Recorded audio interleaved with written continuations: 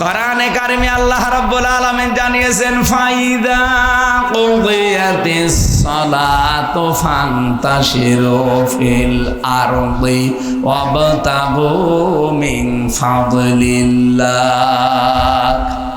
নামাজ যখন শেষ হয়ে যাবে তখন জমিনে ছড়িয়ে পড়ো, আল্লাহর রিজিক আল্লাহর অনুগ্রহ তালাশ করো। তাহলে শ্রমিক যারা এরা কিন্তু ছোটখাটো বিষয় না। আল্লাহর নবী জানিয়েছেন আল কাসিবু হাবিবুল্লাহ, যারা কাজ করে খায় এরা আর সাধারণ মানুষ থাকে না, এরা আল্লাহর বন্ধু হয়ে যায়। শ্রমিকের মর্যাদা এত বেশি আল্লাহর নবী দিয়েছেন।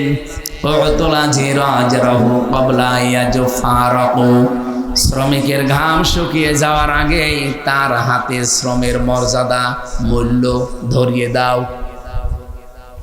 আপনি চিন্তা করতে পারেন যারা কাজ করে খায় এদের মর্যাদা কত বেশি নবীজি এবং আল্লাহ দিলেন। ফরজ নামাজের পরে আল্লাহ কাজের কথা দিয়েছেন, অথচ আজ এরা এই জিনিসটাকেও এই মর্যাদায় নিয়ে আসতে চায়। কোথার থেকে কি মিল করলেন আপনি? ওদের একটা একটা করে 13টা পয়েন্টের ভেতরে তৃতীয় নম্বরে এসেছে, ওরা জানাচ্ছে দেহ আমার, সিদ্ধান্ত আমার। এটা কোরআনে কারিমের পুরা বিরোধী। সূরা আরাফের 54 নম্বর আয়াতের মাঝের অংশে আল্লাহ এই কথার বিরুদ্ধে কথা জানিয়েছেন, আলা লাহুল খালকু ওয়াল আমরু। আল্লাহ পাক বলেন পৃথিবী তৈরি করেছি আমি, এখানে সিদ্ধান্ত চলবে কার? আরো জোরে বলেন। আল্লাহর এই পৃথিবীতে অন্য কারো সিদ্ধান্ত যদি চলে এটা শিরিক। কি কথা বলছেন? এখানে বানিয়েছেন আল্লাহ, হুকুম দেওয়ার মালিককে। এখানে আল্লাহর বাইরে যদি অন্য কারো হুকুম, অন্য কারো বিধান, সিদ্ধান্ত, আইন যাই বলেন সবই একই জিনিস। আল্লাহর এই পৃথিবীতে অন্য কারো আইন যারা কায়েম করতে চান, কারা আছেন আমি জানি না, যদি থেকে থাকেন কোরআন বাদ দিয়ে মানুষের তৈরি করা কোনো আইন যদি এই জমিনে কায়েম করতে চান, আপনি শিরিক করলেন। আর শিরিক যারা করে তারা মুশরিক। নিয়ে আসেন, কোন হুজুর নিয়ে আসবেন, এখানে বসিয়ে রাখেন। আমি শিরিকের যে ব্যাখ্যা দিলাম ভুল ধরতে বলেন তো দেখি। আল্লাহ যেটা পারে ওইটা অন্য কেউ পারে না। যদি আপনি মনে করেন না পারে, আপনি মুশরিক। এক কথা বলেন না কেন?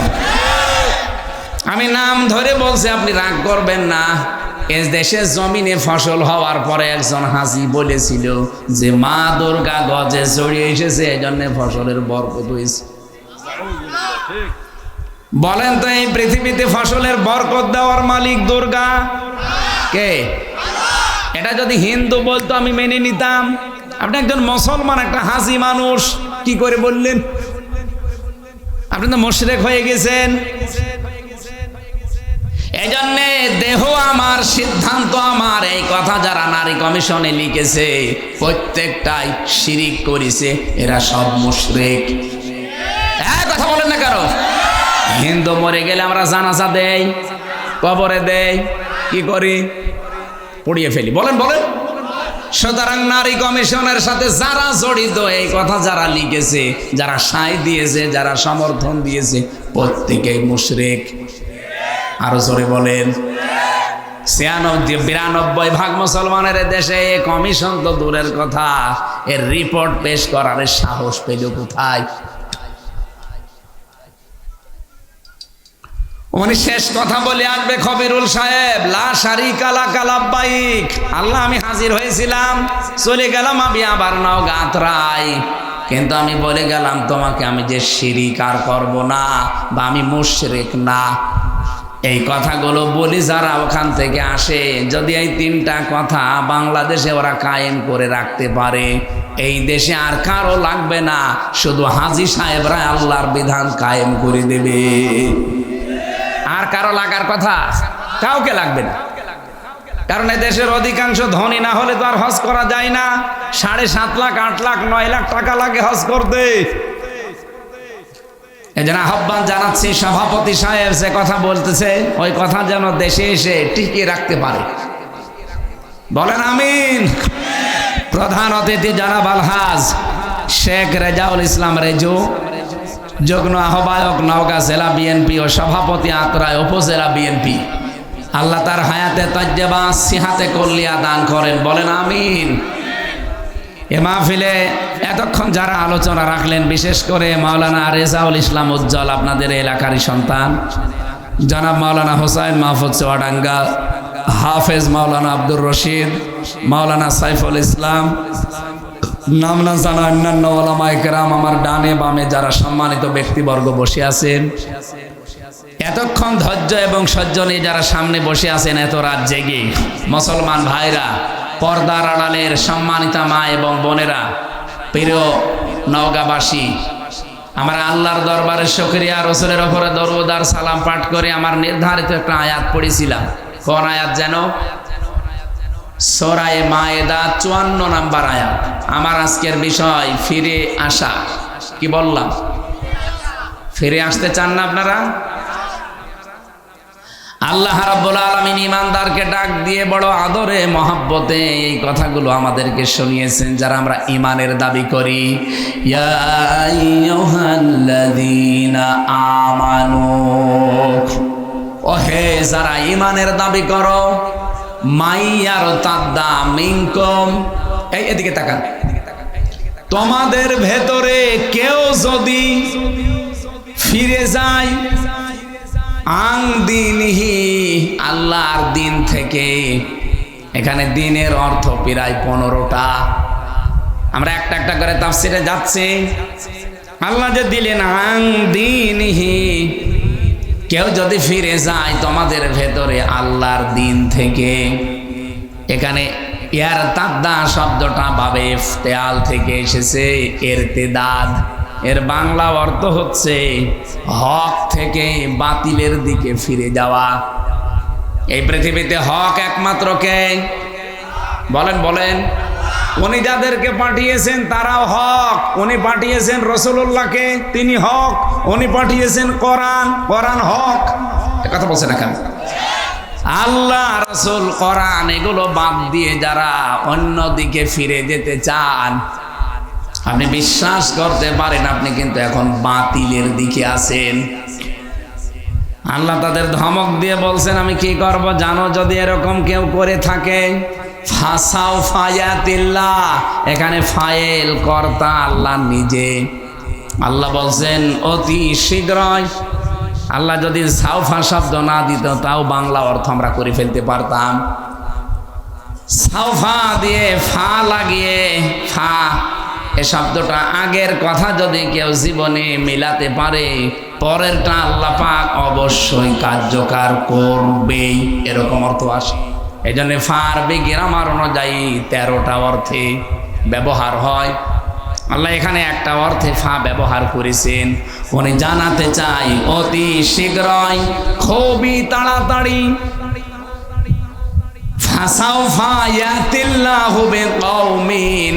এমন একটা দল, এমন একটা জাতি, এমন একটা সম্প্রদায় আমি তৈরি করে দেব, ইউহিব্বুহুম ওয়া ইউহিব্বুনাহুম, যারা আমি আল্লাহকে ভালোবাসে, আমি আল্লাহও তাদেরকে ভালোবাসবো। জোরে বলেন সুবহানাল্লাহ। এই আয়াতটা বাংলাদেশের জন্য যে কত কার্যকর আমি নিজে এখন টের পাচ্ছি।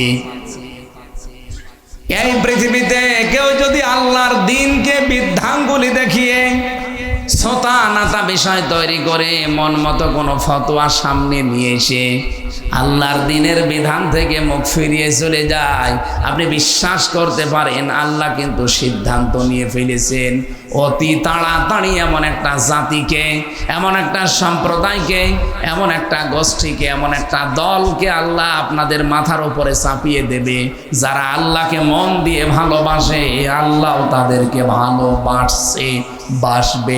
ইউহিব্বু, এটা মোসারে, বর্তমান, ভবিষ্যৎ, প্রেজেন্ট, ফিউচার। আমি নাম ধরে বলছি এবার আপনাদের পাশে চাঁপাইনবাবগঞ্জ, এ জেলার স্বামী স্ত্রী 2 জন আমরা পেয়েছি, তারা শুধু ফতোয়াবাজি করছে। এরা মুফাসসিরে কোরআন। আপনি ফতোয়া যে দিচ্ছেন, ফতোয়া এই শব্দের অর্থ বোঝেন? আপনি কি মুফতি হয়ে পড়েছেন যে ফতোয়া দিচ্ছেন? যে কথাগুলো আপনারা ধর্মের নাম নিয়ে, কোরআনের নাম নিয়ে, আলেমের নাম নিয়ে বলেন, আপনি ফিরে যেতে চান ইসলাম থেকে অন্যদিকে যান, নিষেধ করি না। কিন্তু আপনি কাকে ভয় দেখান বলেন তো? ইসলাম কি এই দেশে আমির হামজার বাবার? কথা বলেন না কেন? এ দেশে যারা ইসলাম কায়েম করতে চায় তাদের বাবার না। আমরা যারা ইসলামে দেশে কায়েম করতে চাই, আমরা কেউ ইসলামের মালিক না, আমরা ইসলামের খাদেম। কি কথা বলেন না? কেউ যদি বলে যে আমি ইসলামের মালিক, ও কিন্তু শিরিক করছে। কারণ ইসলামের মালিক কে? নবীজি নিজেও ইসলামের মালিক ছিলেন না, উনি ইসলামের খাদেম ছিলেন।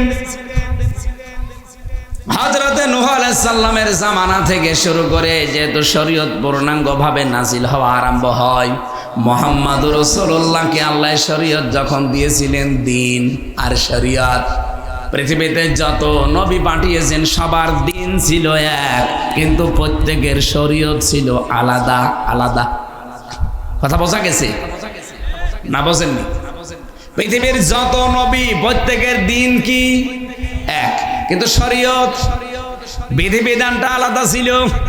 মুসা নবীর জামানায় কেউ যদি জিনা করত, ও নারী হোক পুরুষ হোক, বিবাহিত হোক অবিবাহিত হোক, যদি ধরা পড়ে যেত ওকে মেরে ফেলা লাগতো, এইটাই বিচার। আমাদের নবীর শরীয়তে ওইটা নেই। আমাদের নবীর শরীয়তে আছে কেউ যদি বিবাহিত অবস্থায় জিনা করে, সাক্ষ্য প্রমাণে ধরা পড়লে মেরে ফেলা লাগবে। আর যদি অবিবাহিত হয় মেরে ফেলা যাবে না, বেত মারা লাগবে। কয়টা? 80টা। সূরা নূরের ভেতরে এইগুলো আছে। এখন বলেন মুসা নবীর শরীয়তটা আমাদের নবীর শরীয়তের চাইতে কি কড়া? কড়া ছিল না? অনেক কঠিন ছিল। মাঝখানে হযরত ঈসা নবীর শরীয়ত আবার একেবারে সোজা। আমাদের নবীর শরীয়তে কোনো জায়গায় যদি নাপাক লাগে, ওই জায়গাটা পানি দিয়ে ধুয়ে ফেললেই পরিষ্কার হয়ে যাবে, পাক। মুসা নবীর শরীয়তে এটা ছিল না। কোন জায়গায় যদি নাপাক লেগে যেত, ওই জায়গায় খসিয়ে খসিয়ে চামড়া থেকে ফেলে দেওয়া লাগতো। কিন্তু ঈসা নবীর জামানার শরীয়ত আবার আলাদা। নাপাক লেগেছে এরকম মুছে ফেললে শেষ। বাবা মিস কল চাচ্ছে। ও নওগাঁবাসী, আরেকটু খেয়াল করবেন, এখানে একটা গুরুত্বপূর্ণ পয়েন্ট আসতেছে। তাহলে প্রতিটি নবীর দ্বীন ছিল এক, শরীয়ত ছিল আলাদা আলাদা। আল্লাহ পাক বলেন আমার দ্বীন আমি পাঠালাম, এর মালিক পৃথিবীর কেউ না, সবাইকে আমি দ্বীনের খাদেম করে পাঠিয়েছি। বিশ্বনবী যখন দ্বীনের খাদেমি মানে খেদমত করতেন, তখন কাফেররা তাকে পাথর মারতে মারতে অজ্ঞান করে ফেলে দিত। হযরতে জিবরাইল ভোরের দিকে এসে যখন পাথরগুলো সরিয়ে দিতেন, নবীজি জ্ঞান ফিরে পাওয়ার পরে বলতেন, ইয়া আখি জিবরাইল, হে ভাই জিবরাইল, সকাল থেকে আমার কাজ কি? জিবরাইল বলে, দাঁড়ান আমি আল্লাহকে জিজ্ঞাসা করি। আল্লাহ পাক জবাব দিতেন, আমার নবী আগে যা করেছে ওই একই কাজ, কারণ দ্বীনের জন্য আমার নবীকে আমি খাদেম করে পাঠিয়েছি। তাহলে দ্বীন হচ্ছে আল্লাহর, পৃথিবীর কেউ দ্বীনের মালিক না। আপনি আজ কার নাম নিয়ে দ্বীন থেকে ফিরে চলে যেতে চান? ভয় দেখান। এ বাংলাদেশে অনেককে আমরা এখন দেখতে পাচ্ছি, ওরা দ্বীন থেকে ফিরে চলে যাচ্ছে। কেউ ধর্মীয় লাইনে কাজ করে দ্বীন থেকে ফিরে চলে যায়, আসল দ্বীনের কথাগুলো বলতে চায় না। কেউ জেনারেল ভাবে চলতে গিয়ে আল্লাহর দ্বীন থেকে ফিরে চলে যেতে চায়। কিচ্ছু করতে পারবেন না। আল্লাহ অতি শীঘ্র এমন একটা দল তৈরি করে দেবে। আল্লাহ জানে সাউফা দিয়েছেন, খুব তাড়াতাড়ি এমন একটা দল আমি বানিয়ে দেব, যারা আমাকে ভালোবাসে, আমি আল্লাহ নিজে তাদেরকে ভালোবাসবো। হ্যাঁ, তাদের গুণ কি? এই যে একটা নতুন একটা দল আল্লাহ বানিয়ে দেবে, যখন দেখবে মানুষ দ্বীন থেকে মুখ ফিরিয়ে চলে যাচ্ছে। বলেন তো বাংলাদেশে দ্বীন থেকে মুখ ফিরিয়ে যাওয়া মানুষের অভাব আছে? এই যে ব্রাহ্মণবাড়িয়ার আমার তাহেরি ভাই, ওরা কিন্তু দ্বীন থেকে মুখ ফিরিয়ে নিয়েছে, যতই আল্লাহ রসুলের আশেক দাবি করুক। কারণ তারা যে জিকির বানিয়েছে দ্বীনের ভেতরে, এটা দ্বীনের ভেতরের জিকির না। ওরা ইয়ালি বাবা, শালি বাবা, কেল্লা বাবা, ফতে বাবা এই জিকির করে, এটা দ্বীনের ভেতরে আছে। বলেন বলেন। ওরা দিন থেকে ফিরে চলে গেছে। 48,000 পীর এই দেশে, অনেক পীর আল্লাহর দিন থেকে, ইসলাম থেকে অলরেডি বের হয়ে গেছে। কে কথা বলা লাগবে? এরকম রাজশাহী বিভাগে নেই। জেনারেল ভাবে যারা আল্লাহর দিন কায়েম থেকে মুখ ফিরিয়ে চলে যাচ্ছেন বিভিন্ন সোতা নাতা বানিয়ে, যে এদের দোষ আছে। কিসের দোষ? এরা 54 সালে অপরাধী, এরা 47-এর অপরাধী, এরা 71-এর অপরাধী। আপনি দেন এই দোষগুলো তাদেরকে দিয়ে আপনি মুখ ফিরিয়ে নিচ্ছেন, তো তাদের থেকে না, আপনি মুখ ফিরিয়ে নিচ্ছেন দিন থেকে। কথা বলা লাগবে। আপনি 47 বলেন, 54 বলেন, 71 বলেন, 24 বলেন, যারা দিনের কথা বলে দিন কি তাদের বাবার? আপনি যে তাদের থেকে মুখ ফিরিয়ে নেওয়ার নামান্তর হিসাবে আল্লাহর দিন থেকে দূরে সরে যাচ্ছেন, আপনি টের পাচ্ছেন? আপনার যদি তার কাজকর্ম অ্যাক্টিভিটিস পছন্দ না হয়, দিনের জন্য আপনি নিজে খাদেম হয়ে লেগে পড়েন, তারপরও দিন থেকে যদি ফেরত চলে যান, তাদেরও কিছু করতে পারবেন না, আল্লাহর তো কিছু পারবেনই না। মাঝখান থেকে আল্লাহ কি করবে? হঠাৎ একটা দল তৈরি করে দেবে যাদের ভেতরে 3টা গুণ থাকবে। এখন দেখেন আপনার ভেতরে ওই গুণ আছে কিনা। যদি থাকে তাহলে বুঝবেন আল্লাহ ওই দলের ভেতরে আপনাকে শামিল করেছে। যাদেরকে আমার আল্লাহর সামনে অনুমাক্কিনা লাহুম ফিল আরদ, জমিনের শাসন ক্ষমতা হাতে তুলে দেবে, এ নির্দেশ আমি বানালাম না, এটাকে আমি বানালাম। যেহেতু ফাসাউফায়াতিল্লাহু বিকওমিন, অতি শীঘ্র এমন একটা দল আমি বানাবো, তৈরি করব, যেই দল আমাকে ভালোবাসে, আমিও তাদের ভালোবাসি। তাদের কাজ কি? আযিল্লাতিনা আলাল মুমিনিনা আইজ্জাতিনা আলাল কাফিরিন। তারা নিজেদের ভেতরে দেখবেন রহম দিল হবে, দয়ার্দ হবে, নম্র দিল হবে, বিনম্র হবে নিজেদের ভেতরে পারস্পরিক, কিন্তু কাফেরদের বিরুদ্ধে তারা হবে বজ্রকণ্ঠ কঠিন। এই গুণ বাংলাদেশে আপনি নিরপেক্ষ দৃষ্টি দিয়ে বলেন তো, এই গুণটা এখন কার ভেতরে পাওয়া যায়? আপনি বলবেন। আমি কিন্তু আপনাকে জিজ্ঞাসা করছি, অন্যদিকে যাবেন না। আপনি দেখেন কাফেরদের প্রতি এই দেশে কারা কঠোর, আর মমিন নিজেদের যারা ইমানদার, এই এদের ভেতরে মমিনদের সাথে তাদের আচরণ একেবারে নিজের আপন ভাইয়ের মতো। আমি নিজে দেখেছি, যে আমি কোরআন মাথায় নিয়ে বলতে পারবো, এই বাংলাদেশে যারা একামতে দিনের দায়িত্ব পালন করে, যারা একামতে দিনের কর্মী, বাড়ি আমার কুষ্টিয়ায়, আপনার বাড়ি রাজশাহী, জীবনে আপনার সাথে আমার দেখা নেই, প্রথম দেখা হয়েছে। আপনার প্রতি মহাব্বত, ভালোবাসা, বিনম্র আচরণ আমি করি এই কারণে, কারণ আপনি দিন কায়েমের কর্মী, আমিও দিন কায়েমের কর্মী। আমার আপন ভাইয়ের সাথে এত মহাব্বত আমার নেই, কারণ সে দিনের কর্মী না। আপনার সাথে মহাব্বতটা তৈরি করে দিয়েছে আমি নিজে না, আল্লাহ। আযিল্লাতিনা আলাল মুমিনিন, এই গুণটা সারা বাংলাদেশে এবার একটা চোখ বোলান, কার ভেতরে পাবেন বলেন? এই দেশে এখন 73টা দল কাজ করছে, জেনারেল আর ইসলামী দল মিলে। আমার নিজের দেখা, আমি এইটা পেয়েছি, এই দেশে শুধুমাত্র যারা একামতে দিনের দায়িত্ব পালন করে তাদের ভেতরে। আপনি যদি অন্য কারো ভেতরে পেয়ে থাকেন বলেন, আমি সেখানে মুরিদ হব বলেন। আমি তো বাস্তব ওয়াজ করছি, আমি জানি সবার মন আমি পাবো না, আর আমার মন পাওয়ারও দরকার নেই। কোরআনের কথা বলতে গিয়ে নবীজি যদি 3 বছর জেলে থাকতে পারে, দেশ ছাড়া হতে পারে, আমি তো চুনোপুটি। আপনি যতই রাগ করেন, আল্লাহ যেহেতু সিদ্ধান্ত নিয়েছেন, যেহেতু ফাইল কর্তা আল্লাহ এখানে নিজে, ফাসাউফায়াতিল্লাহু, আমি আল্লাহ নিজে করব বিকওমিন, এমন একটা জাতি দল তৈরি করে দেব তোদের উপরে, ইউহিব্বুহুম ওয়া ইউহিব্বুনাহু, আমি আল্লাহকেও যারা ভালোবাসবে আমি নিজেও তাদেরকে মহব্বত করব, ভালোবাসবো। তাদের প্রথম গুণ এইটা, তারা নিজেদের ভেতরে রহম দিল হবে, ভালোবাসা, পরস্পর মহব্বত, দয়ার্দ হবে, স্নেহশীল স্নেহময় হবে, কিন্তু তারা কাফেরদের প্রতি বড় ভয়ঙ্কর কঠোর। নারী সংস্কার করার জন্য কমিশন বানিয়ে ওরা যা করেছে, যেহেতু ইসলামের বিরুদ্ধে। আপনি দেখেছেন এই দেশে ইসলামপন্থী যারা, আমি নাম ধরেই বলছি, বাংলাদেশ জামাতে ইসলামের আমির ডাক্তার শফিকুর রহমান অলরেডি ঘোষণা দিয়েছে এ কমিশনের নিয়ম নীতি মানা দূরের কথা, এ কমিশনই মানি না। যেহেতু তারা সব মুশরিক কাফের হয়ে গেছে আল্লাহর বিধানের বিরুদ্ধে অবস্থান নিয়ে, এই কাফেরদের দেওয়া নীতিমালা মানা দূরের কথা, ও আমরা ও কমিশনই মানি না। এরপরেও যদি আমাদেরকে কেউ বাধ্য করায়, আগস্টের 5 তারিখ কিন্তু শেষ হয়ে যায়নি, আবার আসতেছে। কথা বলেন না কেন? আবার আসতেছে না? মাত্র আর 2 মাস পরে আগস্ট শুরু হয়ে যাবে। এই যে মে চলছে, জুন জুলাই, মাত্র 2 মাস।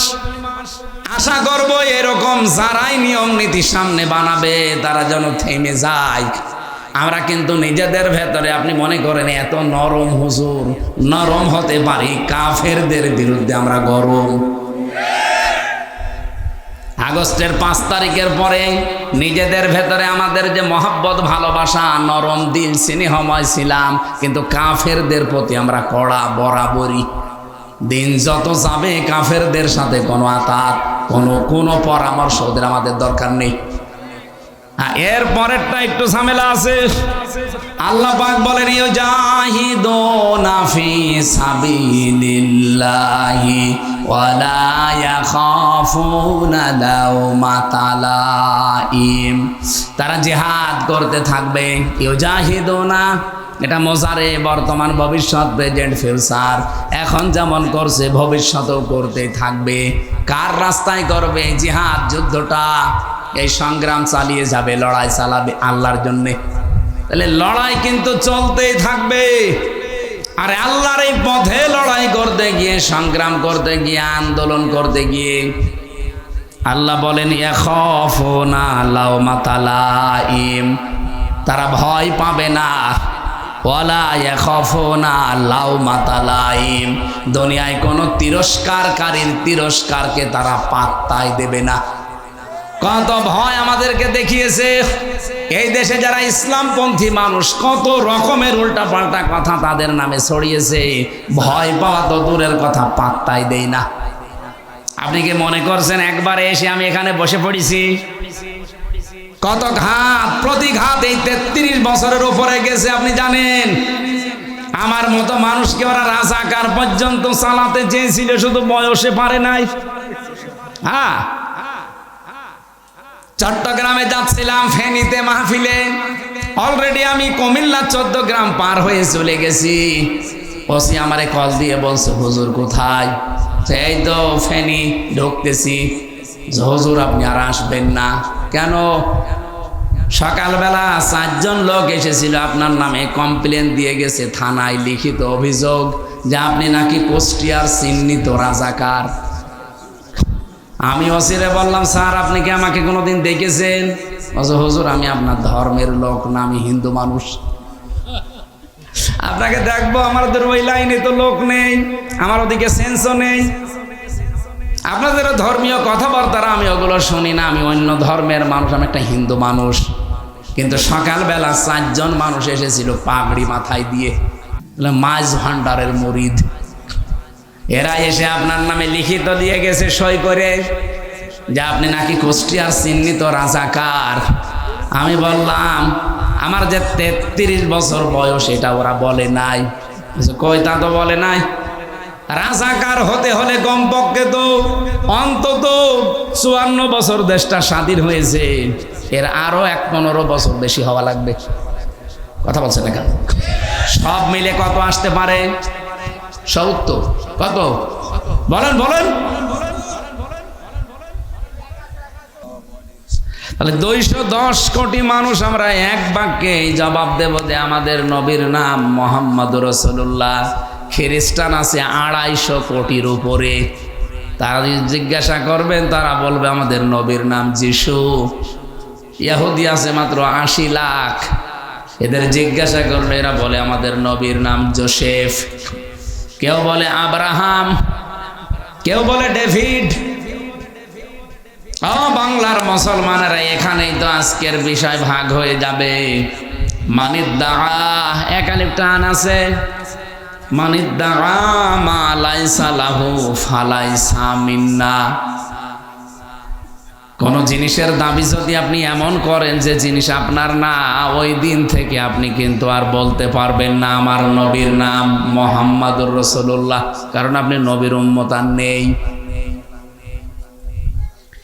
এবার আমি আগস্টের 5 তারিখের পর থেকে বাংলাদেশটা মিলিয়েছে হাদিস দিয়ে তাকিয়ে দেখলাম এই দেশে বহু মানুষ দাবি করছে আমি মুহাম্মাদুর রাসূলুল্লাহর উম্মত, কিন্তু তার অ্যাক্টিভিটিস, তার চরিত্র, তার কাজকর্ম প্রমাণ করে ফেলেছে যে নবীর উম্মত আর নেই। এরকম চরিত্রের মানুষ দেশে নেই। যে জিনিস আপনার ছিল না ওইটা যদি আপনি জোর করে দখল করে যেভাবে হক হয় চুরি করে, ডাকাতি করে, চাঁদাবাজি করে, ছিনতাই করে, ফাঁকি দিয়ে, ঘুষ খেয়ে, সুদ খেয়ে, যে কোনো কায়দায় যদি নিজের কাছে নিয়ে নেন যে এটা আমার, আপনি বিশ্বাস করেন ওই দিন থেকে আপনি আর নবীর উম্মত নেই। আপনি হয় ইহুদি হয়ে গেছেন, নাই খ্রিস্টান, নাই মুশরিক, নাই বৌদ্ধ। হ্যাঁ, কোন জিনিস যদি আপনার থাকে হাত ছাড়া হয়ে গিয়েছিল, চুরি হয়েছিল, ছিনতাই হয়েছিল, এটা আপনি আবার ফেরত পেয়েছেন, তাহলে এই হাদিসের যে শাস্তি তার আওতা মুক্ত থাকবেন। এই শাস্তি কি? যে নবীর উম্মত আপনি থাকতে পারবেন না। কিন্তু আপনার নিজের জিনিস আপনি আবার ফেরত পেয়েছেন, তাহলে আপনার জন্য এই হাদিস না। কথা বোঝা গেছে না? আপনি বোঝেন না? আমি আবার বলছি, এই 15.5 বছরে আমরা বহু কিছু হারিয়ে ফেলেছিলাম, সে যেভাবে হোক হারিয়েছি। কথা বলেন না কেন? কেউ চেয়ার হারিয়েছিল, হারায়নি? কত মানুষ তার চেয়ার হারিয়ে ফেলেছে, তার যোগ্যতা থাকার পরও চেয়ারে বসতে পারে নাই। এখন ওইটা যদি আবার ফেরত পাই তাহলে সে এই হাদিসের আওতা মুক্ত থাকবে। কিন্তু যে চেয়ারে বসার যোগ্যতা রাখে না, ওই রকম মানুষকে যদি ঠেলে ঠেলে ওই জায়গায় দেওয়া হয়, নাকি বাংলাদেশের কথা বলছি না, এরকম জায়গাও ছিল যে চেয়ারে ওর বাপও বসার যোগ্যতা রাখে না, অথচ এই বয়সে ওই জায়গায় উঠে বসে আছে। এরকম যারা বসেছিলেন, আপনি তো আর বৈধভাবে বসেননি, আপনি বসেছিলেন অবৈধভাবে। কি ঠিক আছে না? আপনি কি বৈধভাবে বসেছিলেন? না, বসেননি। এই যে 15.5 বছরে যারা চেয়ারে ছিলেন, আল্লাহর কসম আমি নিজে ভিকটিম। আমার 33 বছর বয়স, এখন 92 সালে আমার জন্ম। আমি 18 বছর থেকে যদি ভোট দিতে আরম্ভ করতাম তো 3 বার ভোট দিতে পারতাম, একবারও পারি নাই। একবার না জেলে ছিলাম, পারলাম না, মাফ করে দিলাম, বাকি 2 বার। তাহলে 3 বারের একবারও পারি নাই। তার মানে কি? এই 15 বছর যারাই ছিলেন দায়িত্বে, আল্লাহর কসম আপনি অবৈধ। আমি নিজেরটা বলছি, আপনারটা আপনি যা করেন করেন। জেলখানায় থাকাকালীন এক ওসি এসেছিল, ফাঁসির ওই কন্ডেম ছেলে, আমারে বলছে হুজুর আমার 8 বছর জেল। আমি জেলে আসার আগে একটা পাপ করেছি। কি পাপ? এই যে নির্বাচন গেল সময় আমি বাইরে ছিলাম, আমি রাত 12টার পর থেকে আমার লোকজন নিয়ে ভোট কাটা আরম্ভ করলাম। ফজরের নামাজ পর্যন্ত ভোট পড়া কমপ্লিট করে বাক্স ভর্তি করে পাঠিয়ে দিলাম জায়গা মতো। এরপরে আমি গোসল করলাম, ওযু করে 2 রাকাত নামাজ পড়লাম। এরপরে বললাম আস্তাগফিরুল্লাহ। আমার এই তাওবা কি হয়েছে?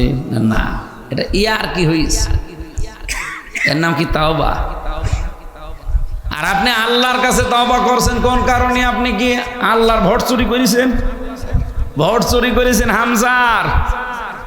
আপনি যদি দোষ করেন আল্লাহর কাছে, আপনি আল্লাহর কাছে আস্তাগফিরুল্লাহ পড়েন, কোনো অসুবিধা নেই। আল্লাহ মাফ করলে করবে, না হলে শাস্তি দেবে, নাকি? বলেন বলেন। ইউআযযিবু মান ইয়াশা ওয়া ইয়াগফিরু লিমান ইয়াশা। আল্লাহ বলেন আমি কাউকে শাস্তি দিতে পারি, কাউকে মাফ করে দিতে পারি, ইচ্ছা কার। কিন্তু আপনি তো ভোট আল্লাহরটা চুরি করেননি, করেছেন হামসারটা। একটা এমপি বানাতে হলে 3.5-4 লাখ হামজা লাগে, হামজার বউ লাগে। কি কথা বলেন না কেন? এই আত্রায় রানীনগরে যিনি ছিলেন, এ লোকে কমপক্ষে 3.5 থেকে 4 লাখ মানুষ ভোট দিয়ে তাকে এমপি বানাবে। অথচ আপনি সবার ভোট রাতের বেলা একাই নিয়ে নিলেন, দিনে করবেন তাও সে সহ্য ধৈর্য আপনার হয়নি। দিনের ভোট রাতে করে আপনি এখন 2 রাকাত নামাজ পড়ে বলছেন আস্তাগফিরুল্লাহ, তাওবা তো আপনার হয়নি। একটা কায়দা আছে তাওবা করার, হুজুর বলেন। এই 3.5 লাখ 4 লাখ মানুষের কাছে আপনি যাবেন, আপনার তো 8 বছর জেল। এই 8 বছর পরে আপনি ফেরত যাবেন তাদের কাছে, যে বলবেন যে আমি ভোট চুরি করেছিলাম, আমারে মাফ করে দিন। তারা যদি বলে ঠিক আছে মাফ করে দিলাম, যান, আপনি মাফ পাবেন। কারণ এটা হকুল্লাহ না, এটা হকুল ইবাদ। কিন্তু আফসোস আপনার জন্য আমার, আপনি 8 বছর জেল খাটার পরে বের হয়েছে, দেখবেন অনেক হামজা মরে গেছে। কি কত হামজাকে আপনি পাবেন না, আর যে কত হামজার বউ নেই তারা মরে গেছে, আপনি তাদের কাছে মাপ চাবেন কি করে? আমার সবচেয়ে বেশি খারাপ লাগছে এই 15.5 বছরে যারা দায়িত্বে ছিলেন, আমার অসুবিধা নেই, কিন্তু যে জোর করে মানুষের হক নষ্ট করেছিলেন, এই হকটা আপনি ফেরত দেবেন কি করে? কারণ তাদেরকে তো এখন আর পাবেন না। এই 15 বছরে অনেকেই কিন্তু মরে গেছে না, আপনি তাদেরকে পাবেন কি করে? আফসোস তো আপনার জন্য আমার এই জায়গায়। হ্যাঁ, আমার জীবনেও যদি এরকম হক বলে বাদ নষ্ট হয়ে থাকে, আমার জীবনের জন্য আমার এখন আফসোস। এই জন্য অবৈধভাবে যারা ছিলেন, আপনি জীবন যৌবন সব নষ্ট করে ফেলেছেন, আর শান্তি আপনি পেয়েছেন কিছুদিন। 15.5 বছরে যারা ছিল তারা কি শান্তি পায়নি? কথা বলে না, সুখ পায়নি? এ সুখটা কি বৈধ সুখ না অবৈধ? অবৈধ। আমি আমারটাই তো বলছি অবৈধ, আপনি আপনারটা যা করবেন করেন, আমার নিজেরটা বললাম আমরা অবৈধ, কারণ আমি ভোট দেইনি। এবার এই 15.5 বছরে যারা অবৈধ সুখ ভোগ করেছেন, শান্তি পেয়েছেন, কোরআন বলছে কি?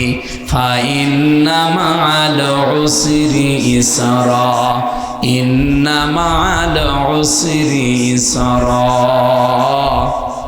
এই পৃথিবীতে কেউ যদি একটা দুঃখ কষ্ট ভোগ করে, এই জন্য উসরুনের আগে আলিফ লাম দিয়ে আল্লাহ মারেফা করে দিয়েছেন নির্দিষ্ট। এর আগে আল্লাহ মা দিয়ে জানিয়েছেন, এর সাথে সাথে কি আছে? ইসরা। এর আগে আর আলিফ লাম নেই, এটা অনির্দিষ্ট নাকেরা। মুফাসসির তাফসিরে ফি জিলালিল কোরআনে সাজ্জাদ কুতুব জানাতে চেয়েছেন, আল্লাহ পাক বলেন একটা কষ্ট যদি কেউ দুনিয়ায় সহ্য করে, তার সাথে আল্লাহ 70টা সুখ শান্তি লিখে রাখে। কিন্তু কোন মানুষ যদি একটা সুখ ভোগ করে দুনিয়ায়, আর সুখটা যদি হয় অবৈধ সুখ, একটা সুখের কারণে কমপক্ষে 70টা দুঃখ কষ্ট তাকে দুনিয়া আখিরাত মিলে ভোগ করা লাগবে। এবার আপনি বলেন তো, অনেকে সুখ পায় দুনিয়ায়, সুখটা কি বৈধ সুখ না অবৈধ? হ্যাঁ, বৈধভাবে যদি সুখ পেয়ে থাকেন আমার কোনো প্রশ্ন নেই, কোনো কথা নেই। কিন্তু যদি সুখটা হয় অবৈধ সুখ, এই যে যারা পরকীয়া প্রেম করেন, সুখ পায় না, শান্তি পায় না। শান্তি যদি না পাবে, 2-3 ছেলে মেয়ে রেখে চলে যায় কি করে? তার মানে শান্তি সুখ অবশ্যই কিছু না কিছু পায়। এই সুখটা কি বৈধ সুখ না অবৈধ? আরো জোরে বলেন। এক একটা অবৈধ সুখ যারা পাচ্ছেন, আপনি লিখে নিতে পারেন কোরআনের আয়াত, কমপক্ষে দুনিয়া আখিরাত মিলে আপনাকে আল্লাহ 70টা দুঃখ কষ্ট ভোগ করাবে। এই জন্য ইন্না আছে। আর যারা অবৈধ সুখ একটা ভোগ করে যাচ্ছেন, এভাবে আপনার জীবনে তো কমপক্ষে 70টা অশান্তি ভোগ করা লাগবে। এই 15.5 বছরে যারা সুখ শান্তিতে ছিলেন, যেহেতু অবৈধ, কি বলেন বলেন, যারা এরকম সুখ পেয়েছেন ইউনিয়ন থেকে সংসদ পর্যন্ত, যেখানে যেখানে যারা দায়িত্বে ছিলেন, যারাই সুখে ছিলেন, শান্তিতে ছিলেন, অবৈধ সুখে অবৈধ শান্তিতে, আপনার জীবনে এখন 70টা দুঃখ আসতেছে। আর আমরা যারা কষ্ট পেয়েছি, একটা কষ্টের সুখ কয়টা? বলেন বলেন। হ্যাঁ, এখানে প্রশ্ন, কষ্ট পেলেই হবে না। কষ্ট যদি আপনি 3টা কারণে পেয়ে থাকেন, আপনার কষ্ট পাওয়া লাগবে আল্লাহর জন্যে, রাসূলুল্লাহর জন্যে, মানবতার জন্যে। অনেকেই 3 কারণের বাইরেও কষ্ট পায়, এজন্য তাদের কষ্টের সাথে আল্লাহ সুখ এ কথা দেয়নি। যেমন হাসিনা কষ্ট পেয়েছিল যেদিন পালিয়ে যায়, কি পায়নি? পাইছে মানে কি? আপনি যে দেখেছেন ওর চোখে কি পানি ঝরছিল? ওইভাবে কন্দন করে মানুষ। স্বামী মরে গেলেও মনে হয় মহিলাও তো কন্দন করেনি, এত কান্না কেঁদেছে ওই দিন, তার মানে কষ্ট পেয়েছে। ওর কষ্ট কি আল্লাহর জন্যে, রাসূলুল্লাহর জন্যে, মানবতার জন্যে? কিসের জন্যে? পাপের জন্যে। বলেন। এজন্য আমরা যদি কষ্ট স্বীকার করি এই 3 কারণে, আল্লাহ, রাসূল, মানবতা, মাস্ট বি পৃথিবীতে আমাদের জন্য সুখ আসতেছে। কিন্তু এর বাইরে যদি কেউ কষ্ট ভোগ করে, তার জন্য কোনো সুখের কথা কোরআনে আল্লাহ দেয়নি। আমার ভাইরা, আমি যে কথা বোঝাতে চাই এখান থেকে আপনাদের, মরণ যতদিন আমাদের কাছে এসে হাজির না হয়, ততদিন আমাদের কোনো থামার জায়গা নেই, ইবাদত আমাদের করাই লাগবে। কিন্তু যেদিন আমি মরে যাব, মরণের পরে আমার আর কোনো ইবাদত আছে নেই। হ্যাঁ, ইবাদত আছে কাদের? যারা জীবিত আছে তাদের। আমাকে ধোয়াবে, পরিষ্কার পরিচ্ছন্ন করে ওই কাপড় পরিয়ে কবরে দিয়ে আসবে। আর হাজি যারা, এই মানুষগুলো নিজেকে নিজে মেরে ফেলে, নিজে জীবিত অবস্থায় কাফনের ওই কাপড় পরে আল্লাহকে বলে, আল্লাহ আমি মরে গেছি, এখন আমার যে জীবন বাকি আছে এটা আমার বোনাস লাইফ। আমি তো মরেই গিয়েছিলাম, বাকি এখন আমি এই যে 16 সালের পর থেকে যে বেঁচে আছি, 25 সাল পর্যন্ত, এই 9 বছর আমার কাছে একটা বোনাস হায়াত। কি কথা বলছেন না কেন? ওখানে যাবার পরে তিনি কাবা শরীফ যখন ঘুরবেন, প্রথমেই বলা লাগে আল্লাহকে, আল্লাহ, সেই বাংলাদেশ থেকে এই কাবা শরীফ 6000 কিলোমিটার দূরে, এত দূরে এসেছি আমি, তুমি আমার নামটা হাজিরা খাতায় লিখে নাও। আল্লাহর সঙ্গে সঙ্গে যেন আওয়াজ দেয়, ওই খবিরুল দাঁড়া, তোর নাম আমি হাজিরা খাতায় তুলে নেব যে তুই আমার বান্দা, আমার ঘরে হাজিরা দিয়েছিস। কিন্তু সাবধান, 3টা কথা আগে বল। ইন্নাল হামদা অন্নিমাতা লাকা ওয়াল মুলক। 1 নাম্বার আপনি হামদ বলতে পারতেন, তার আগে আলিফ লাম লাগিয়ে দিলেন কেন? এর আগে ইন্না লাগিয়ে গ্যারান্টি দিচ্ছেন ইন্নাল হামদা। এই আলিফ লাম আবার 4 প্রকার হয় আরবি গ্রামারে। আপনি যখনই বললেন ইন্নাল হামদা, যখন গ্যারান্টি দিয়ে দিয়েছেন যত রকমের প্রশংসা হতে পারে সব আমি তোমাকে দিলাম। আজকে থেকে আমার যত প্রশংসা আছে দুনিয়ায় কারো জন্য হবে না, সব তোমার জন্যে। আমার মনে হয় এর ভেতরেই সব কিছু চলে আসে। আরো আবার আর একটা কথা আপনার মুখ দিয়ে আল্লাহ বলে, এইটা বল, অন্নিমাতা লাকা, আল্লাহ তুমি আমাকে যত নিয়ামত দিয়েছো আজকে থেকে সব আমি তোমার জন্য ব্যয় করব। আমার শরীরের শক্তি নিয়ামত কার? এটা আমি তোমার জন্য দেব আজকে থেকে। আমার যে যোগ্যতা আছে, আমার যে মেধা আছে, এটাও তোমার নিয়ামত, এইটাও তোমার জন্য আজকে থেকে ব্যয় হবে। আমার যে টাকা পয়সা আছে, ক্ষমতা আছে, প্রভাব আছে এলাকায়, এ নিয়ামত কার? আরো জোরে বলেন, এইটাও আমি তোমার জন্য ব্যয় করব। 3টা কথা। এখন আর একটা কথা স্পেশাল ভাবে বলা হয়, এই জন্য এর আগে দেখেন প্রথম 2টা কিন্তু ঠিক ছিল, ইন্নাল হামদা অন্নিমাতা লাকা পর্যন্ত শেষ। এরপরে আর একটা শব্দ আল্লাহ বলে স্পেশাল ভাবে, এটা বলা লাগবে অল মুলক। এর আগে আর লাকা নেই, এর আগে আর ইন্না নেই। আগে অল মুলক বল যে আমি রাজত্ব, রাজনীতি যদি দুনিয়ায় কিছু করে থাকি আল্লাহ আমি তোমার জন্য করব। খবিরুল সাহেব গেছে আজকে আল্লাহর কাবা ঘরে, এই কথাগুলো কিন্তু বলছে। অবশ্যই ওনাকে এই 3 নাম্বার পয়েন্ট যেটা উনি বলবে, আল্লাহর কাবা সামনে নিয়ে অল মুলক, আল্লাহ রাজত্বের মালিক তুমি, এটা আমি বিশ্বাস করি। আল্লাহ বলেন এই তিনটা কথা বললেই হবে না, বিদায় তাওয়াফ যেদিন করে 1.5 মাস পরে উনি আসবে, 45 দিন পর দেখবেন ওই দিন শেষ কথা বলা লাগে আমি বলেছিলাম লা শারীকা লাকা লাব্বাইক। আল্লাহ আমি কিন্তু উপস্থিত হয়েছিলাম, আমি চলে যাচ্ছি, আমি এই কথা বলতে বলতে যাচ্ছি যে আমি মুশরিক না। আমি কি না? এখন মুশরিক হয় মানুষ কি করলে? শিরিক করলে। বলেন বলেন, শিরিক কি? এক কথায় জবাব বলছি, শিরিক আল্লাহ যেটা পারে ওইটা অন্য কেউ পারে এই বিশ্বাস করার নাম শিরিক। এক কথা বলেন এখানে। এই যে নারী কমিশন 318 পৃষ্ঠা লিখে জমা দিয়েছে, পুরাটা পড়লাম। 318 পৃষ্ঠায় আমি পুরাটা পড়েছি আজ 3 দিনে।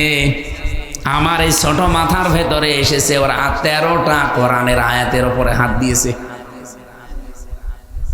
ভারতে 26টা কোরআনের আয়াতের বিরুদ্ধে ওরা কেস করেছিল, আর এরা এই 13টা কোরআনের আয়াতের উপরে হাত দিয়ে বলতে চায় যে এগুলো মানা যাবে না, এগুলো সব নারীদের বিরুদ্ধে।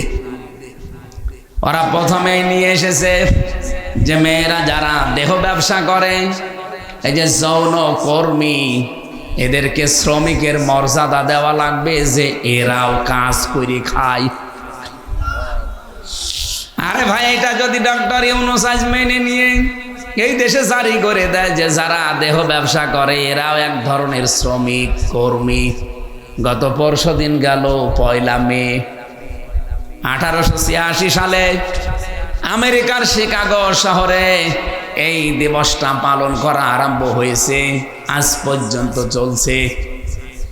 শ্রমিকের যে মর্যাদা কোথা থেকে আপনি কোথায় নিয়েছেন?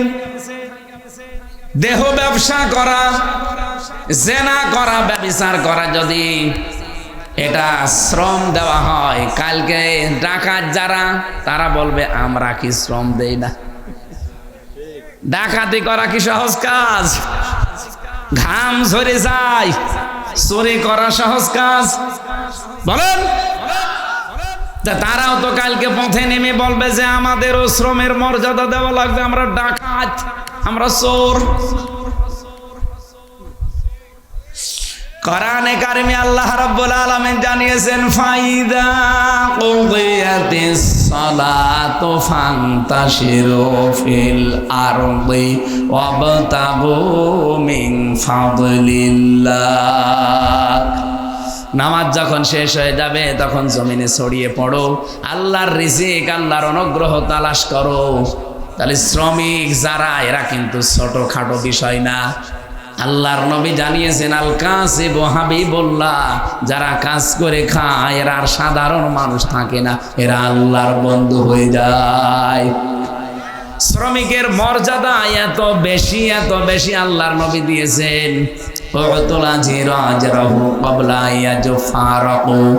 শ্রমিকের ঘাম শুকিয়ে যাওয়ার আগেই তার হাতে শ্রমের মর্যাদা, মূল্য ধরিয়ে দাও।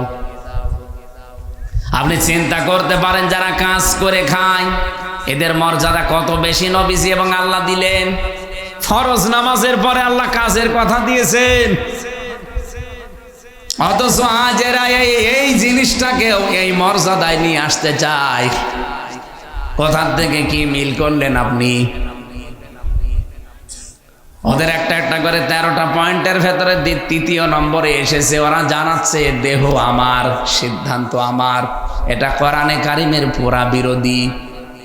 সূরা আরাফের 54 নম্বর আয়াতের মাঝের অংশে আল্লাহ এই কথার বিরুদ্ধে কথা জানিয়েছেন, আলা লাহুল খালকু ওয়াল আমরু। আল্লাহ পাক বলেন পৃথিবী তৈরি করেছি আমি, এখানে সিদ্ধান্ত চলবে কার? আরো জোরে বলেন। আল্লাহর এই পৃথিবীতে অন্য কারো সিদ্ধান্ত যদি চলে এটা শিরিক। কি কথা বলছেন এখানে? বানিয়েছেন আল্লাহ, হুকুম দেওয়ার মালিককে। এখানে আল্লাহর বাইরে যদি অন্য কারো হুকুম, অন্য কারো বিধান, সিদ্ধান্ত, আইন যাই বলেন সবই একই জিনিস। আল্লাহর এই পৃথিবীতে অন্য কারো আইন যারা কায়েম করতে চান কারা আছেন আমি জানি না, যদি থেকে থাকেন কোরআন বাদ দিয়ে মানুষের তৈরি করা কোনো আইন যদি এই জমিনে কায়েম করতে যান, আপনি শিরিক করলেন।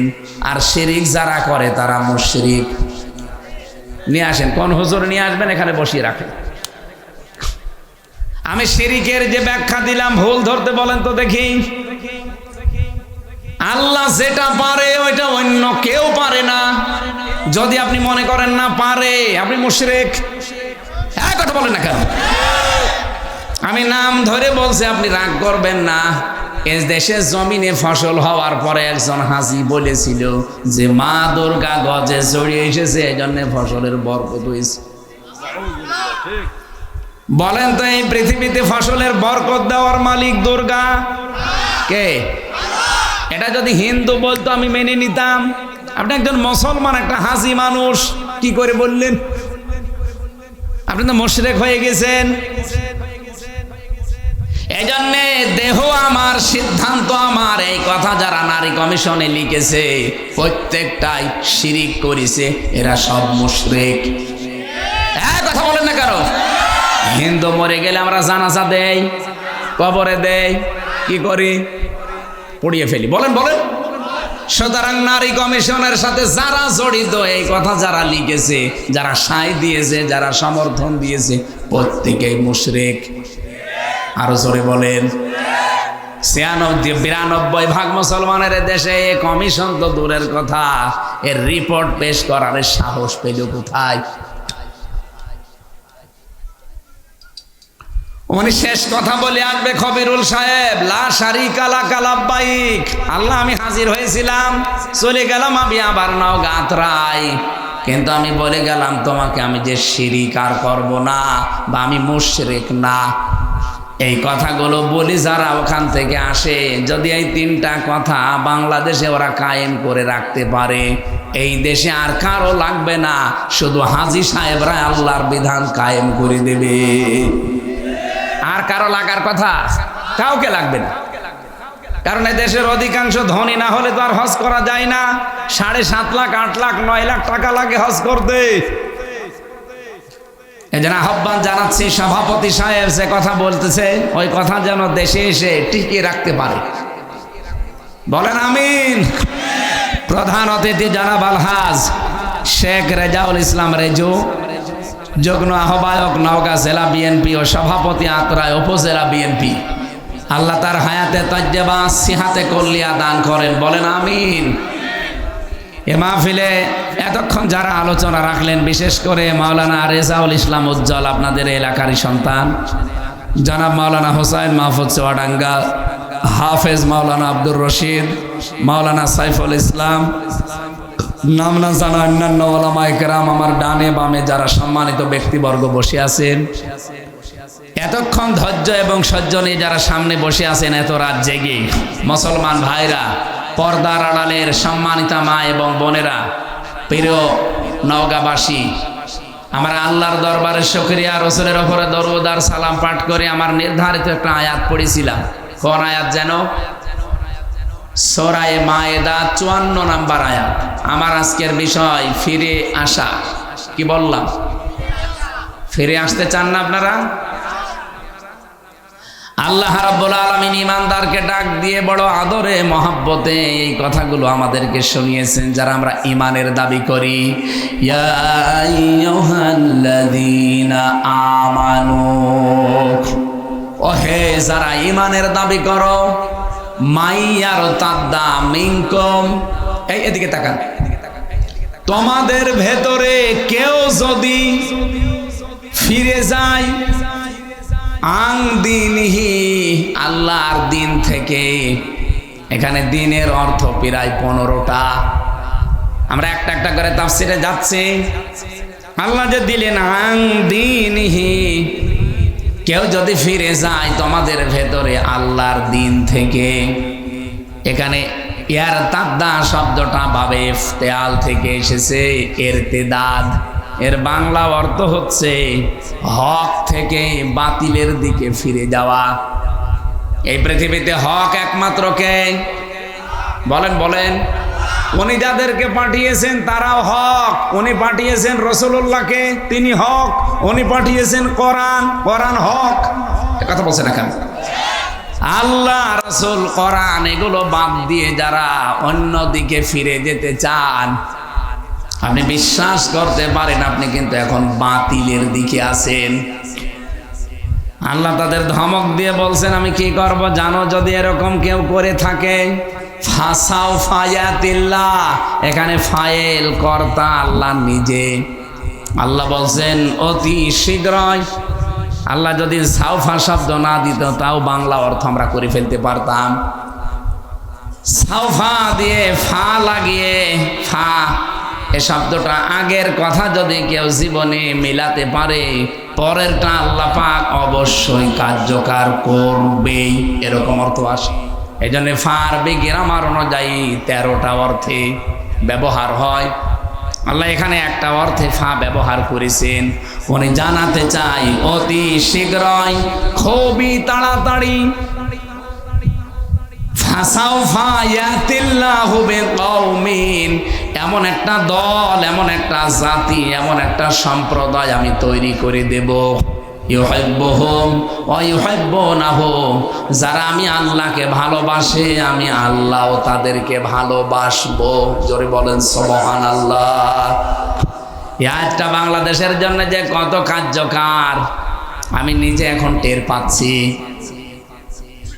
এই পৃথিবীতে কেউ যদি আল্লাহর দ্বীনকে বৃদ্ধাঙ্গুলি দেখিয়ে ছোটা নাতা বিষয় তৈরি করে মন মতো কোনো ফতোয়া সামনে নিয়ে এসে আল্লাহর দ্বীনের বিধান থেকে মুখ ফিরিয়ে চলে যায়, আপনি বিশ্বাস করতে পারেন আল্লাহ কিন্তু সিদ্ধান্ত নিয়ে ফেলেছেন অতি তাড়াতাড়ি এমন একটা জাতিকে, এমন একটা সম্প্রদায়কে, এমন একটা গোষ্ঠীকে, এমন একটা দলকে আল্লাহ আপনাদের মাথার উপরে চাপিয়ে দেবে, যারা আল্লাহকে মন দিয়ে ভালোবাসে আল্লাহও তাদেরকে ভালোবাসে, বাসবে। ইউহিব্বু, এটা মোজারে, বর্তমান, ভবিষ্যৎ, প্রেজেন্ট, ফিউচার।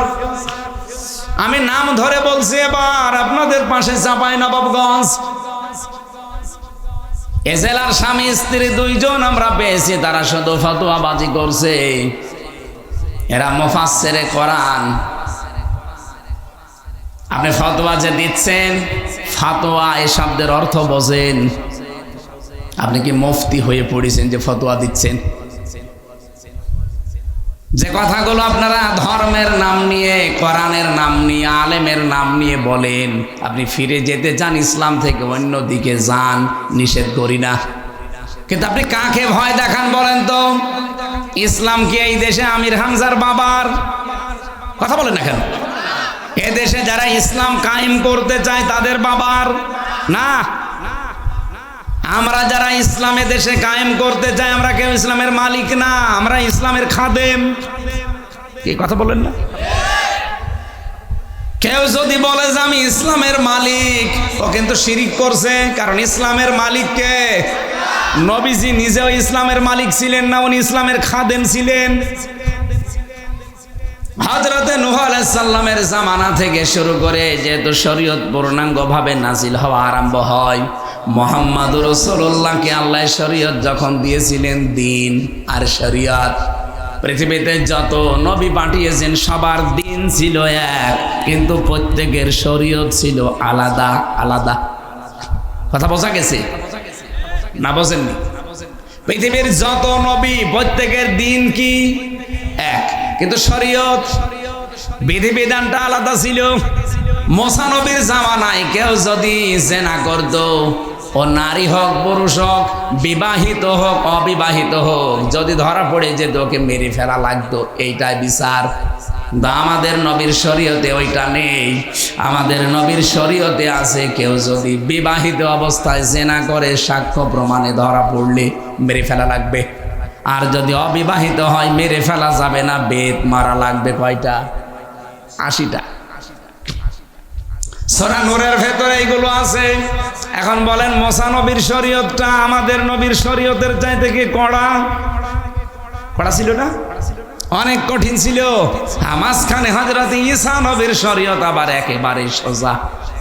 আমাদের নবীর শরীয়তে কোনো জায়গায় যদি নাপাক লাগে, ওই জায়গাটা পানি দিয়ে ধুয়ে ফেললেই পরিষ্কার হয়ে যাবে, পাক। মুসা নবীর শরীয়তে এটা ছিল না। কোন জায়গায় যদি না পাক লেগে যেত ওই জায়গায় খসিয়ে খসিয়ে চামড়া থেকে ফেলে দেওয়া লাগতো। কিন্তু ঈসা নবীর জামানার শরীয়ত আবার আলাদা, না পাক লেগেছে এরকম মুছে ফেললে শেষ। বাবা মিস কল চাচ্ছে। ও নওগাঁবাসী আরেকটু খেয়াল করবেন, এখানে একটা গুরুত্বপূর্ণ পয়েন্ট আসতেছে। তাহলে প্রতিটি নবীর দিন ছিল এক, শরীয়ত ছিল আলাদা আলাদা। আল্লাহ পাক বলেন আমার দিন আমি পাঠালাম, এর মালিক পৃথিবীর কেউ না, সবাইকে আমি দিনের খাদেম করে পাঠিয়েছি। বিশ্বনবী যখন দিনের খাদেমি মানে খেদমত করতেন, তখন কাফেররা তাকে পাথর মারতে মারতে অজ্ঞান করে ফেলে দিত। হযরতে জিবরাইল ভোরের দিকে এসে যখন পাথরগুলো সরিয়ে দিতেন, নবীজি জ্ঞান ফিরে পাওয়ার পরে বলতেন, ইয়া আখি জিবরাইল, হে ভাই জিবরাইল, সকাল থেকে আমার কাজ কি? জিবরাইল বলে, দাঁড়ান আমি আল্লাহকে জিজ্ঞাসা করি। আল্লাহ পাক জবাব দিতেন, আমার নবী আগে যা করেছে ওই একই কাজ, কারণ দিনের জন্য আমার নবীকে আমি খাদেম করে পাঠিয়েছি।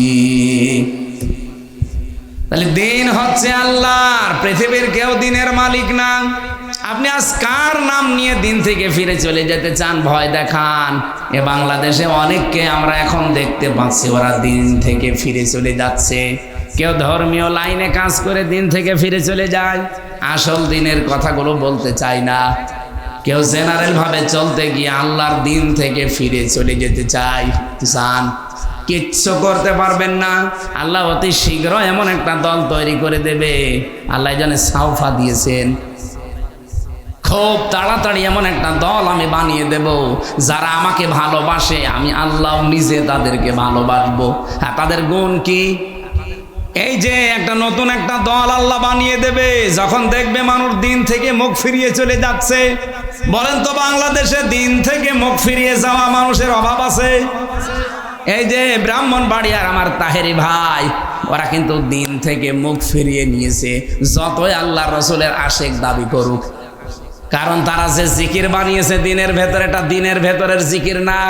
ওরা ইয়ালি বাবা, শালি বাবা, কেল্লা বাবা, ফতে বাবা এই জিকির করে, এটা দিনের ভেতরে আছে। বলেন বলেন, ওরা দিন থেকে ফিরে চলে গেছে। 48,000 পীর এই দেশে, অনেক পীর আল্লাহর দিন থেকে, ইসলাম থেকে অলরেডি বের হয়ে গেছে। কে কথা বলা লাগবে? এরকম রাজশাহী বিভাগে নেই। জেনারেল ভাবে যারা আল্লাহর দিন কায়েম থেকে মুখ ফিরিয়ে চলে যাচ্ছেন বিভিন্ন সোতা নাতা বানিয়ে, যে এদের দোষ আছে। কিসের দোষ? এরা 54 সালে অপরাধী, এরা 47-এর অপরাধী, এরা 71-এর অপরাধী। আপনি দেন এই দোষগুলো তাদেরকে দিয়ে আপনি মুখ ফিরিয়ে নিচ্ছেন, তো তাদের থেকে না, আপনি মুখ ফিরিয়ে নিচ্ছেন দিন থেকে। হ্যাঁ, কথা বলা লাগবে। আপনি 47 বলেন, 54 বলেন, 71 বলেন, 24 বলেন, যারা দিনের কথা বলে, দিন কি তাদের বাবার? আপনি যে তাদের থেকে মুখ ফিরিয়ে নেওয়ার নামান্তর হিসাবে আল্লাহর দিন থেকে দূরে সরে যাচ্ছেন, আপনি টের পাচ্ছেন? আপনার যদি তার কাজকর্ম অ্যাক্টিভিটিস পছন্দ না হয়, দিনের জন্য আপনি নিজে খাদেম হয়ে লেগে পড়েন, তারপরও দিন থেকে যদি ফেরত চলে যান, তাদেরও কিছু করতে পারবেন না, আল্লাহর তো কিছু পারবেনই না। মাঝখান থেকে আল্লাহ কি করবে? হঠাৎ একটা দল তৈরি করে দেবে, যাদের ভেতরে 3টা গুণ থাকবে। এখন দেখেন আপনার ভেতরে ওই গুণ আছে কিনা। যদি থাকে তাহলে বুঝবেন আল্লাহ ওই দলের ভেতরে আপনাকে শামিল করেছে। যাদেরকে আমার আল্লাহর সামনে অনুমাক্কিনা লাহুম ফিল আরদ, জমিনের শাসন ক্ষমতা হাতে তুলে দেবে, এ নির্দেশ আমি বানালাম না, এটাকে আমি বানালাম। যেহেতু ফাসাও ফায়াতিল্লাহু বিকওমিন, অতি শীঘ্র এমন একটা দল আমি বানাবো, তৈরি করব, যেই দল আমাকে ভালোবাসে, আমিও তাদের ভালোবাসি। তাদের কাজ কি? আযিল্লাতিন আলাল মুমিনিনা আইজ্জাতিন আলাল কাফিরিন। তারা নিজেদের ভেতরে দেখবেন রহম দিল হবে, দয়ার্দ হবে, নম্র দিল হবে, বিনম্র হবে নিজেদের ভেতরে পারস্পরিক, কিন্তু কাফেরদের বিরুদ্ধে তারা হবে বজ্রকণ্ঠ কঠিন। এই গুণ বাংলাদেশে আপনি নিরপেক্ষ দৃষ্টি দিয়ে বলেন তো, এই গুণটা এখন কার ভেতরে পাওয়া যায় আপনি বলবেন। আমি কিন্তু আপনাকে জিজ্ঞাসা করছি, অন্যদিকে যাবেন না। আপনি দেখেন কাফেরদের প্রতি এই দেশে কারা কঠোর, আর মমিন নিজেদের যারা ইমানদার এই এদের ভেতরে মমিনদের সাথে তাদের আচরণ একেবারে নিজের আপন ভাইয়ের মতো। আমি নিজে দেখেছি যে আমি কোরআন মাথায় নিয়ে বলতে পারবো, এই বাংলাদেশে যারা একামতে দিনের দায়িত্ব পালন করে, যারা একামতে দিনের কর্মী, বাড়ি আমার কুষ্টিয়ায়, আপনার বাড়ি রাজশাহী, জীবনে আপনার সাথে আমার দেখা নেই, প্রথম দেখা হয়েছে। আপনার প্রতি মহাব্বত, ভালোবাসা, বিনম্র আচরণ আমি করি এই কারণে, কারণ আপনি দিন কায়েমের কর্মী, আমিও দিন কায়েমের কর্মী। আমার আপন ভাইয়ের সাথে এত মহাব্বত আমার নেই, কারণ সে দিনের কর্মী না। আপনার সাথে মহাব্বতটা তৈরি করে দিয়েছে আমি নিজে না, আল্লাহ। আজিল্লাতিন আলাল মুমিনিন, এই গুণটা সারা বাংলাদেশে বার একটা চোখ বোলান কার ভেতরে পাবেন বলেন। এই দেশে এখন ৭৩টা দল কাজ করছে, জেনারেল আর ইসলামী দল মিলে। আমার নিজের দেখা আমি এইটা পেয়েছি, এই দেশে শুধুমাত্র যারা একামতে দিনের দায়িত্ব পালন করে তাদের ভেতরে। আপনি যদি অন্য কারো ভেতরে পেয়ে থাকেন বলেন, আমি সেখানে মুরিদ হব বলেন। আমি তো বাস্তব ওয়াজ করছি, আমি জানি সবার মন আমি পাবো না, আর আমার মন পাওয়ারও দরকার নেই। কোরআনের কথা বলতে গিয়ে নবীজি যদি 3 বছর জেলে থাকতে পারে, দেশ ছাড়া হতে পারে, আমি তো চুনোপুটি। আপনি যতই রাগ করেন, আল্লাহ যেহেতু সিদ্ধান্ত নিয়েছেন, যেহেতু ফাইল কর্তা আল্লাহ এখানে নিজে, ফাসাউফা ইয়াতিল্লাহু, আমি আল্লাহ নিজে করব বিকৌমিন, এমন একটা জাতি দল তৈরি করে দেব তোদের উপরে, ইউহিব্বুহুম ওয়া ইউহিব্বুনাহু, আমি আল্লাহকেও যারা ভালোবাসবে আমি নিজেও তাদেরকে মহব্বত করব, ভালোবাসবো। তাদের প্রথম গুণ এইটা, তারা নিজেদের ভেতরে রহম দিল হবে, ভালোবাসা, পরস্পর মহব্বত, দয়ার্দ হবে, স্নেহশীল স্নেহময় হবে, কিন্তু তারা কাফেরদের প্রতি বড় ভয়ঙ্কর কঠোর। নারী সংস্কার করার জন্য কমিশন বানিয়ে ওরা যা করেছে, যেহেতু ইসলামের বিরুদ্ধে। আপনি দেখেছেন এই দেশে ইসলাম পন্থী যারা, আমি নাম ধরেই বলছি, বাংলাদেশ জামাতি ইসলামের আমির ডাক্তার শফিকুর রহমান অলরেডি ঘোষণা দিয়েছে, এ কমিশনের নিয়ম নীতি মানা দূরের কথা, এ কমিশনই মানি না। যেহেতু তারা সব মুশরিক কাফের হয়ে গেছে আল্লাহর বিধানের বিরুদ্ধে অবস্থান নিয়ে, এই কাফেরদের দেওয়া নীতিমালা মানা দূরের কথা, আমরা ও কমিশনই মানি না। এরপরেও যদি আমাদেরকে কেউ বাধ্য করায়, আগস্টের 5 তারিখ কিন্তু শেষ হয়ে যায়নি, আবার আসতেছে। কথা বলেন না কেন? আবার আসতেছে না, মাত্র আর 2 মাস পরে আগস্ট শুরু হয়ে যাবে। এই যে মে চলছে, জুন জুলাই, মাত্র 2 মাস। আশা করব এরকম যারাই নিয়ম নীতি সামনে বানাবে তারা যেন থেমে যায়। আমরা কিন্তু নিজেদের ভেতরে, আপনি মনে করেন এত নরম হুজুর, নরম হতে পারি, কাফেরদের বিরুদ্ধে আমরা গরম। আগস্টের 5 তারিখের পরে নিজেদের ভেতরে আমাদের যে মহব্বত, ভালোবাসা, নরম দিল, স্নেহময় ছিলাম, কিন্তু কাফেরদের প্রতি আমরা কড়া বরাবরই। দিন যত যাবে কাফেরদের সাথে কোনো আতাত, কোনো পরামর্শ ওদের আমাদের দরকার নেই। এর পরেরটা একটু ঝামেলা আছে। আল্লাহ পাক বলেন, ইউজাহিদুনা ফি সাবিলিল্লাহি ওয়ালা ইয়াখাফুনা লাওমাতা লাইম, তারা জিহাদ করতে থাকবে। ইউজাহিদুনা, এটা মোজারে, বর্তমান, ভবিষ্যৎ, প্রেজেন্ট, ফিউচার। এখন যেমন করছে ভবিষ্যতেও করতেই থাকবে। কার রাস্তায় করবে? জিহাদ, যুদ্ধটা, এই সংগ্রাম চালিয়ে যাবে, লড়াই চালাবে আল্লাহর জন্যে। তাহলে লড়াই কিন্তু চলতেই থাকবে। আর আল্লাহর এই পথে লড়াই করতে গিয়ে, সংগ্রাম করতে গিয়ে, আন্দোলন করতে গিয়ে আল্লাহ বলেন, ইয়াখাফুনা লাওমাতা লাইম, তারা ভয় পাবে না ওয়ালা ইয়াখাফুনা লাউমাতা লাইম, দুনিয়ায় কোনো তিরস্কারকারীর তিরস্কারকে তারা পাত্তাই দেবে না। কত ভয় আমাদেরকে দেখিয়েছে এই দেশে যারা ইসলামপন্থী মানুষ, কত রকমের উল্টাপাল্টা কথা তাদের নামে ছড়িয়েছে। ভয় পাওয়া তো দূরের কথা, পাত্তাই দেই না। আপনি কি মনে করছেন একবারে এসে আমি এখানে বসে পড়েছি? কত ঘাত প্রতিঘাত এই 33 বছরের উপরে গেছে আপনি জানেন। আমার মতো মানুষকে ওরা রাজাকার পর্যন্ত চালাতে চেয়েছিল, শুধু বয়সে পারে নাই। হ্যাঁ,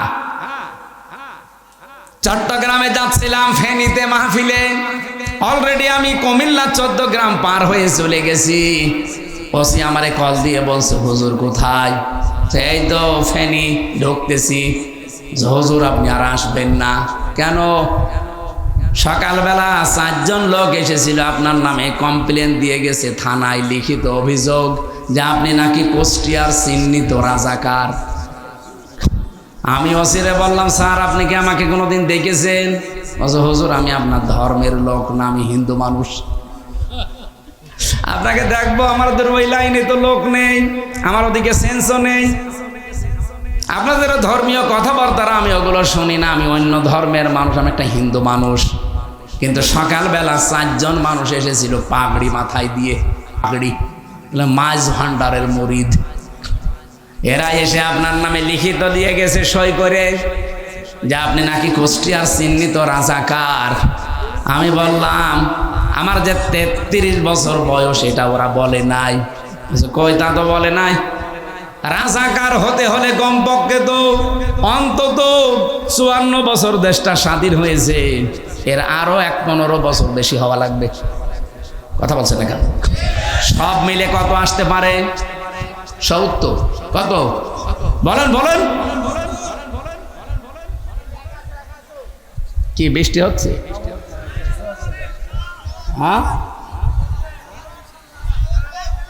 পৃথিবীতে যত রকমের অপবাদ আপনারা দিতে পারেন, আমার রাজাকার না, আমার জন্ম দিলেও যদি গালি গালাজ করেন, আমি রিমান্ডে 10 দিন একাধারে আমার মা বাবা তুলে ওরা গালি দিয়েছে, কিন্তু দিন কায়েমের যে পথে এসেছি এক চুলো আমাদেরকে কেউ সরাতে পারবে না। যালিকা ফাদলুল্লাহ, যাকে তাকে দিয়ে আল্লাহ কাজ করাবে না, এটা আল্লাহর অনুগ্রহ।